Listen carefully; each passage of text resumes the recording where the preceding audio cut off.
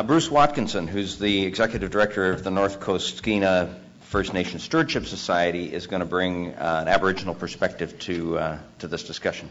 Bruce.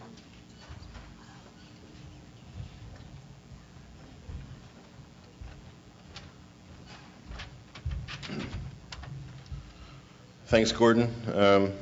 My name is Bruce Watkinson. I'm the Executive Director for the North Coast Skeena First Nation Stewardship Society.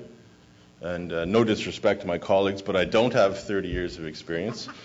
I have lived on the coast for 37 years, 38 at my next birthday. Art Sterrett really provided a very good context of why First Nations are here. And I don't want to repeat a lot of that. They only gave me 10 minutes, so I might as well get right into it. I want to talk a bit more about how we've structured ourselves, how we've organized, and some of the activities we're working on. And as Art mentioned, it's been about 5 years that we have been involved in marine use planning or some of the pre-planning steps with DFO. It was very frustrating for First Nations to be sitting at provincial land use planning tables and not being able to address the marine components. And a lot of that frustration, as we started to wind up the LRMP processes, it freed up our time to pursue the marine planning activities that we're currently engaged in. It started with myself and other colleagues by going into the different First Nation communities, talking about what the issues would be, what are the issues that are important to these First Nation communities, to get feedback on what a marine planning process would look like. And when we compared notes across the different communities, which we have 12 First Nation communities that are currently engaged in marine use planning, it was obvious that there was a very consistent message from across these First Nations on what the issues were facing our communities. And there was a strong desire for all of these communities to engage in an integrated marine use planning process. And I want to stress the integrated part, because as a First Nation governments, as First Nation communities, we have the challenge of having to look at all of these different issues: ecological integrity, ecosystem function, human well-being, looking at commercial fishing, looking at tourism, looking at protected areas, looking at our own cultural desires and values. And it was the frustration of the status quo is very evident today in our communities. A lot of our community leaders and community folks who run the various fishery departments are very tired of going to a meeting in September to talk about herring, going to a meeting in October to talk about halibut, going to a meeting in November to talk about salmon. And it just, that status quo of putting these little boxes on all the different issues is not working for us. And that's why it's important that we have this integrated process where we can talk about these issues. Realize, if we're talking about salmon, let's also realize the concerns with herring and the halibut and habitat protection. We need to do that.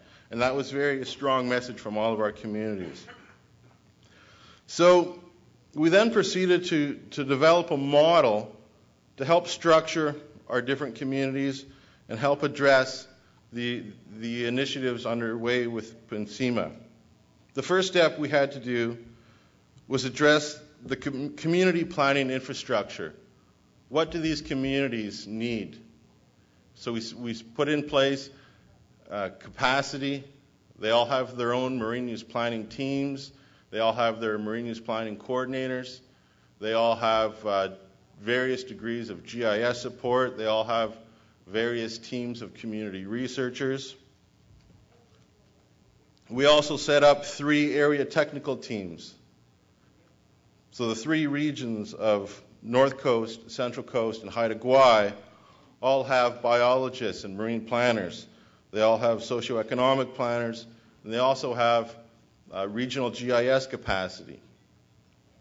And then we also had to set up our governance or management committee. that takes representatives from these 3 geographic regions and provides a bit of a steering committee, an oversight committee, that works with the DFO, people like Paul and Rebecca, to work at the very high level around process and that.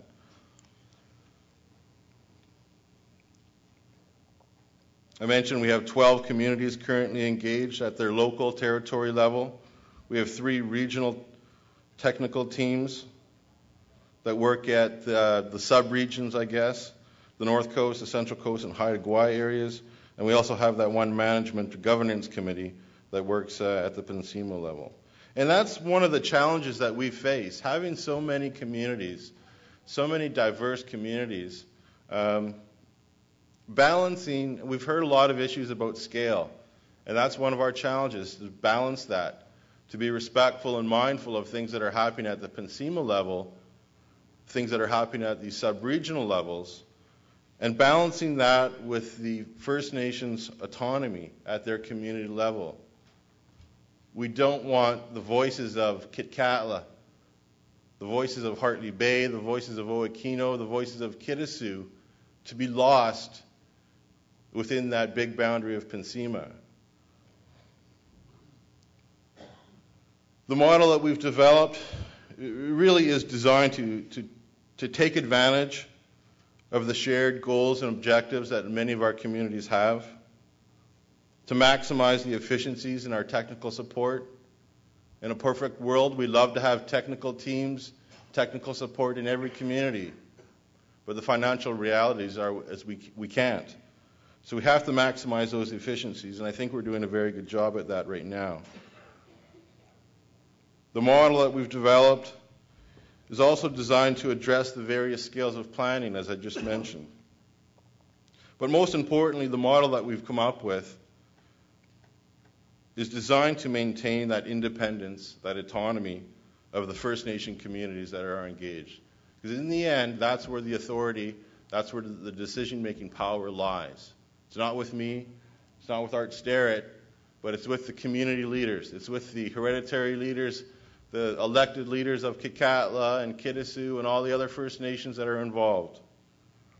And I think that's something that we have to keep in mind as we're going through this, and as many people have talked about, it's such a large area. The decision-making power of our First Nation communities lies in those communities. Do First Nations have all the answers? No. You know, we've been at it for a number of years, 5 years, working with DFO on this. We don't have all the answers. Do I think that we can do this by ourselves? No, I don't think so. And that's going to be the theme through the course of this forum is stakeholder engagement. Do we share a lot of the same issues that people here today share? The issues that we heard in the preparatory meetings in Prince Rupert and Kitimat and other places? Absolutely. Is trust an issue with DFO for the First Nations? Absolutely. However, the MOU that we signed several months ago sends a significant signal that the status quo can change.